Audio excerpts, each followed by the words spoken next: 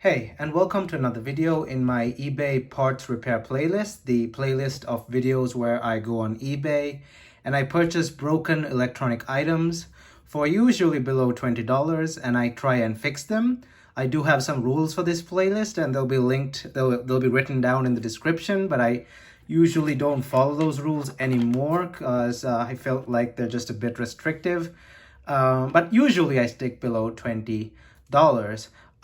Also, before that, don't forget to hit that like button and check out my channel. And if you like what you see, please consider subscribing. Hit that subscribe button. Also, click that bell notification button so you're notified whenever I upload a new video. I'm also on Instagram and Discord, so you can go follow me on those. The link's down in the description. I post teasers and stuff that I usually don't post on YouTube on my Instagram quite often, so you can go follow me there. So what we have here today is this is the original listing. It's an iPhone 2G, the original iPhone. I got this for, as I believe, was $24. It'll be on the picture anyway. $24 with one of its with a single cable. I thought that's a pretty nice price for such a rare phone. Well, in working condition, they're pretty rare, but this one doesn't seem to be working. Hold up, let me open this box off screen because it's got my information on it. The working ones are pretty hard to find, perfectly working ones, but you could find broken ones for around $50 to $100. I already have one here, which you may have seen in some of my other videos. This one works. Its battery is just not that great, but it does work. So we have that for comparison. So there we go. So this one is supposed to be in better condition, what I saw from the pictures. We have the cable there and nothing else. Yeah, there's nothing else in there. So let's get that out of the way. So this one is listed as does not power on. It does look a bit better, as you can see there. The top of it looks kind of worse. Well, not exactly, but yeah, it looks a bit better. Just by a small amount. It's not too big of a difference. This one has a slight dent at the top too. They're the same storage. They're both 8 gigs. So let me keep my one aside for now. So this one doesn't turn on, they said. The buttons seem to click properly. Everything seems to work fine. Well, in terms of clicking and everything. Let's just plug it in and see what we get. So let's go. Let me get a charger going here. So I have a charger here. It's not going to turn on, obviously. So I'm assuming it's got a bad battery. So we'll have to replace the battery on this thing if you're going to get it to work again. Finding batteries for these things are pretty hard, so I'm not really sure how I'm going to do that, but we will have to see. The battery on this is the only iPhone that the battery is soldered to the motherboard, so it's not as easy as other iPhones. You can't just take the battery off and replace it. So yeah, I guess we will take it apart and see what's up. I might just leave it like this for a bit just to be sure that it's the battery, or maybe it just needed a bit longer on the charger. So I'll leave it like this for a bit, and if it does not turn on, we'll jump to taking it apart. So I've left it on the charger for about 15 minutes. Nothing seems to be happening, so I guess we'll have to take it apart. I haven't taken apart one of these in a long time. It'll be fun, I guess. Sorry about the lighting today. It's kind of gloomy outside because it's gonna rain. So yeah. So now this is a iPhone that I really hate taking apart because, as I remember, it's pretty hard to get this black piece off, and it usually involves damaging the body a bit. That's what I don't like about it. It's hard to even get like a bit of space between it. So you always end up damaging it in some way or another. My best bet is to use my surgical thingamajig. I'll probably have to get some light in here. Hold up, let me just get some better light in here, just to make stuff easier. Let me...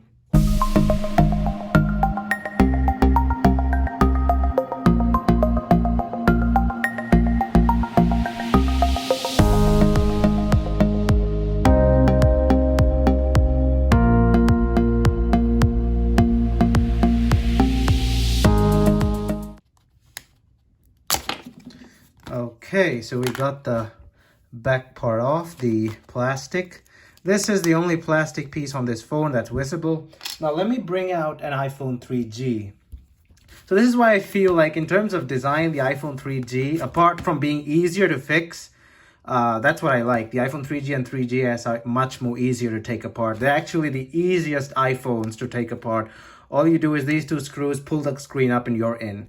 But in terms of design, Apple went to plastic. This is a plastic back. This is aluminum, and the band around here is stainless steel. This has the band too, but the fact that they went for plastic in the 3G and 3GS is somewhat of a downgrade.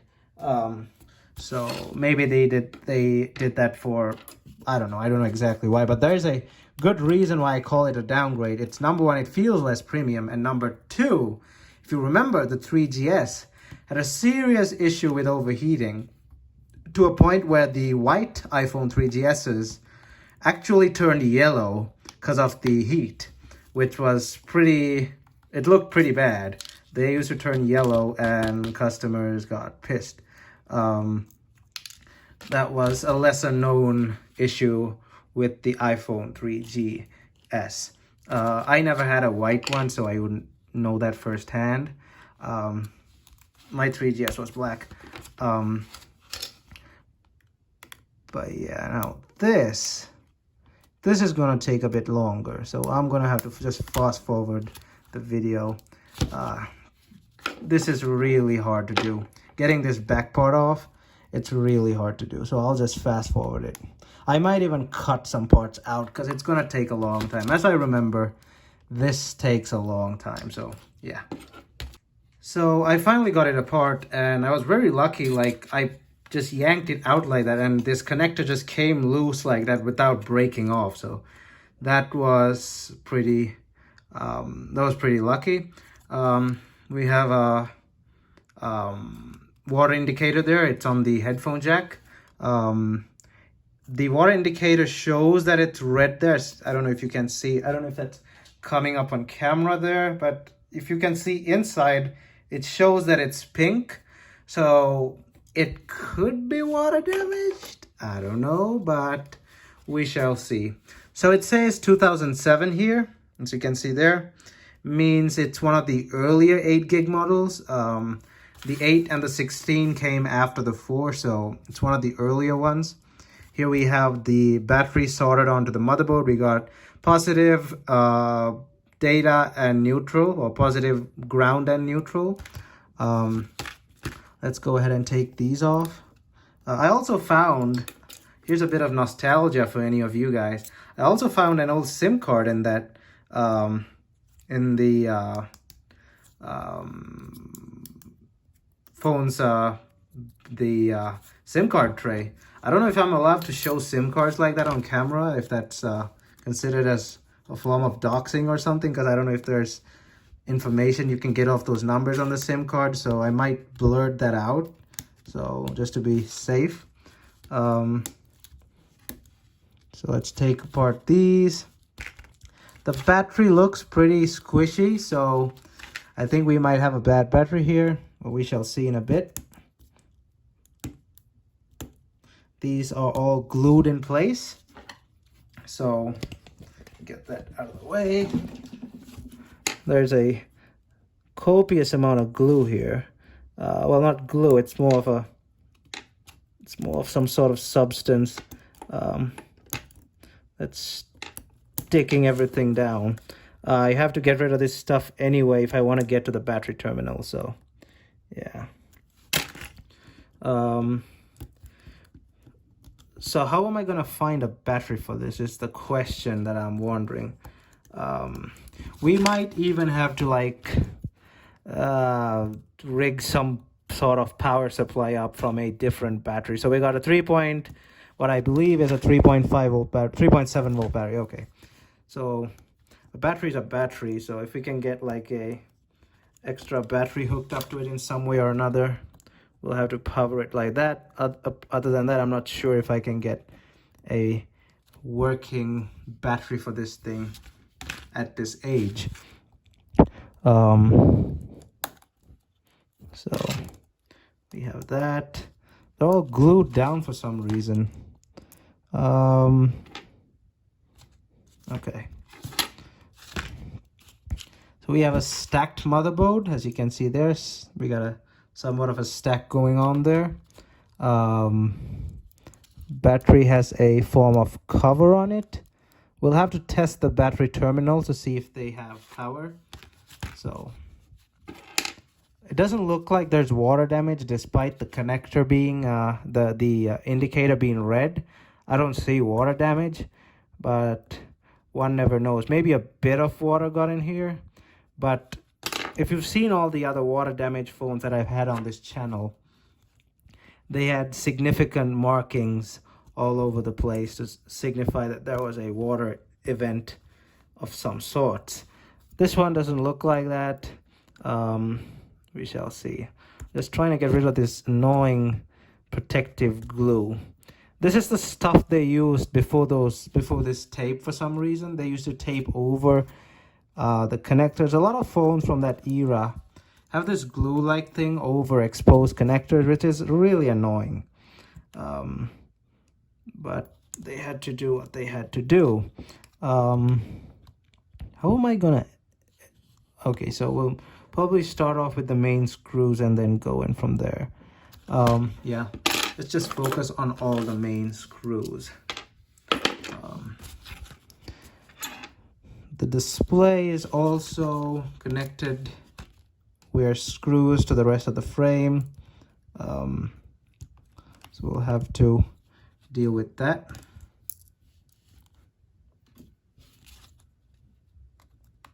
Should I turn off the lights? Hold up. I'll just keep the light on just in case. It keeps getting darker and brighter, dark and bright. It's not a great day out today. Some of the screws are also kind of stuck over with this stuff. So we have the board. We have some connectors underneath there. Let's get rid of the camera first. So we got a 2 megapixel camera. This camera was junk back then, it's junk now. And we should have some connectors under there, as I remember. Let's put something flat down there. Lift those connectors up.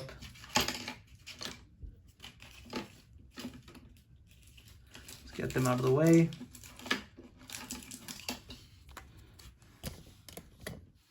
Let's get those connectors out of the way. Because we'll be lifting the motherboard out. Okay, we have a couple of them done. This is not a connector. That one's one of those sliding things. I hate those. How am I gonna get it out? Is it? Oh no, it's a connector. It's just one of those Lego kind of connectors. Okay. So the motherboard is free. Close inspection does not seem to have any water damage. Someone scribbled on it with some sort of marking, so that's probably done in the factory. Doesn't look water damaged. So we'll have to see. Let's get this battery out of the way first. Getting the battery out wasn't too bad, not stuck down too bad as I remember.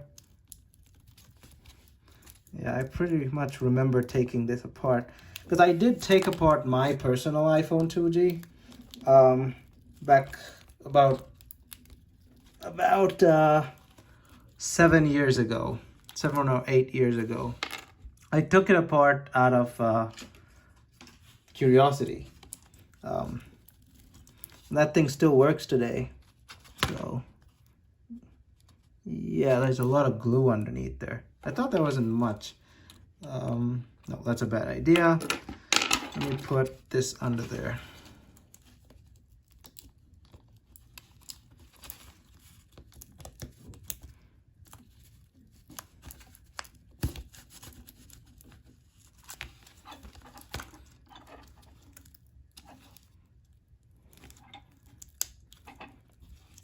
That's a lot of glue. But it's not as bad as the glue that's found on modern phones. But modern phones have those pull tab things, which are pretty nice. You know, I'm pretty sure this battery's fucked, so let's put this and just pry it off like that.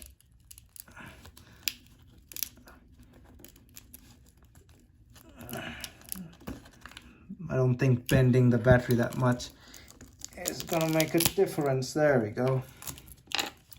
The battery is also already pretty squishy. We have the rest of the phone. We got the bottom connector. We got some shielding, plate shielding, microphone, I think, ribbons for the digitizer. I think, no, this is the digitizer. This is the LCD. Nothing much, so pretty basic design for that iPhone. Let's put this to a side. We have the battery. Aha! Looky there. Look at that. Look at that. So it is a bad battery. Look at that. We have some sort of explosion. There's a leak. So let me get some gloves. Let me get some gloves, because we have a blown up battery. I hope this battery didn't, some batteries, when they die, when they blow up, they take the phone with them. They kind of send like a power surge throughout the phone, and it screws up the phones. I hope this phone is okay. It's just that we have a bad battery. So yeah, definitely a bad battery there. Something's leaked. Something's leaked. Yeah. Oh boy. So I got the stuff everywhere. It's just hardened battery acid anyway. So we have a bad battery. That battery is dangerous. Let's get it as far as possible from this motherboard. So after searching online, I found that there's no replacement batteries for these things. There's this website called Walmart. Well, not Walmart, Volmart, V-O-L-Mart. They do have a battery, but shipping is way too much, and I am not that bothered. So I had an idea. So let's cut the battery like that. Get rid of this thing. We might keep this shielding. I might keep this because I just want it. Okay. So the whole thing's coming apart. We have the protector circuit. So I can take some stuff off this battery, the circuit, especially the protection circuit. I'll need that for something else. So let's try, instead of trying to unsolder these, let's try and power this on with a separate battery. So if I can get this to, let me cut a piece of this. I don't have a wire stripper, so I know a lot of professionals are going to be like, it's not how you strip a wire. Yeah, it's not. I don't have a wire stripper, but it's the next best thing. We don't need the ground or the signal cable, so because the battery I'm using does not have that either. I doubt it'll turn on, considering how picky iPhones are with these kind of things. But let's put it back together. and see. Even if that's the case and we're not able to get the get a replacement battery for this, we kind of saved this phone from if the battery leaked even more. If the battery leaked even more, it could have screwed up the phone some more. So we kind of saved this phone here. I guess that's enough for me. I do have a working iPhone, but I realize that someday that one's battery is also gonna go. So someday we'll have to find some solution to iPhones without batteries. If we want to keep our iPhone 2Gs running, we'll have to find some solution in terms of batteries. I'm sure there's a way to get like a battery running on this thing, but I just don't want to put the time into it.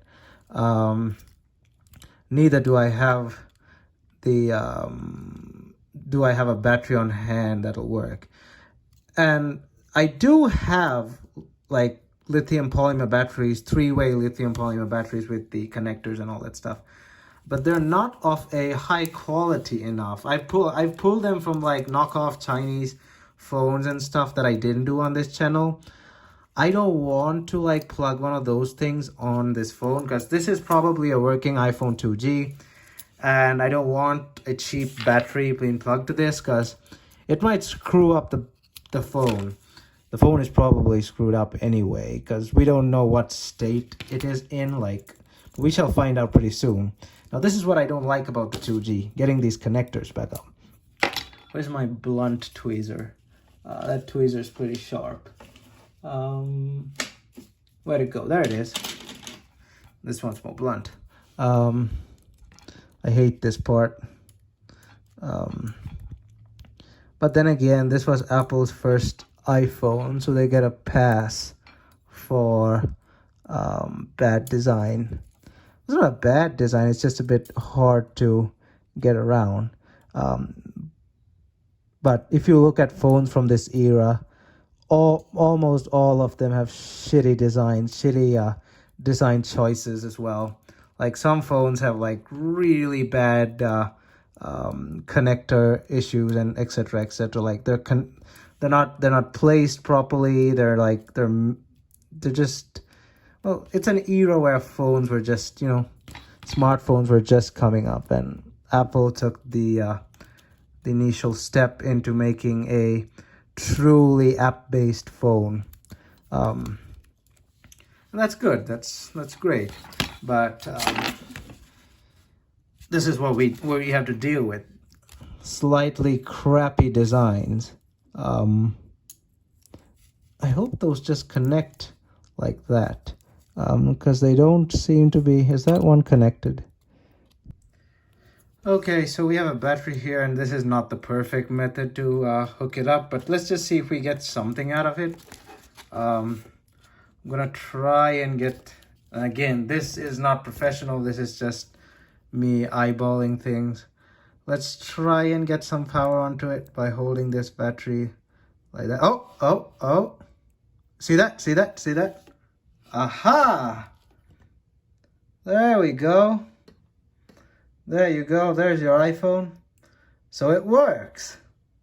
It works. So that weird Jimmy rigging a battery kind of thing actually does the trick. So I consider this a success. I'm having to hold the phone in a weird angle like this. Oh, again, the battery got loose. So I'm having to hold the phone in a weird angle like this to kind of get it in, to get it to work. But as you can see, we fixed it. Well, we basically saved it from its own battery. So that's, well, it's a good thing. So let's just wait till it turns on and we'll see what we get. So I have the battery taped down in a weird way, and as you can see, the contacts are just barely sitting there because of friction. So we got to be very careful with this. Let's see if we've got anything on this. I'm pretty sure it has some information on that, so I'll probably want to delete it. But yeah, so this is a success. The display also looks great. There's no dead pixels or anything on this thing. So the sad reality is that if we ever want to run most of these phones in the future, the only way we'll have to get them working is by doing something dumb like that. is because there are no more batteries for these things. There is no profit in making batteries for these things, so no one really bothers. So it says low battery because it can't get any battery reading from this battery because I have not hooked up the data cable. But we have a working iPhone. So yeah, I guess that's it for this video. We have a perfectly working iPhone, another iPhone for my collection when I put it back together, obviously without a battery. But yeah, so that's it for this video. Thanks for watching, and I consider this as a great success. So leave a thumbs up on this video as well. Also, let me know down in the comments if you're enjoying my repair playlist series, and if you want to see more from this series. Alright, so that's it for this video. Thumbs up, and I'll see you guys in my next video.